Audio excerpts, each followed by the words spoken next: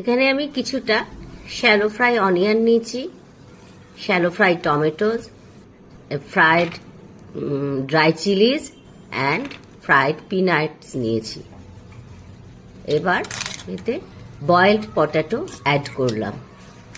এবার এটাকে আমি ভালো করে স্ম্যাশের দিয়ে স্ম্যাশড করে নিচ্ছি, কারণ ভালো স্ম্যাশড হওয়াটা খুবই জরুরি। এরপর আমি ফ্রাইড ড্রাই চিলিটাকে ভালো করে মিক্স করে নিচ্ছি সমস্ত ইনগ্রেডিয়েন্টসের সাথে,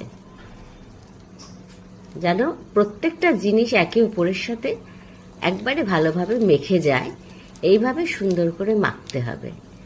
মাখার সময় পিনাটসগুলোও যেন ভালো করে মিক্সড হয়ে যায় সব কিছুর সাথে, সেদিকটাতেও খেয়াল রাখতে হবে।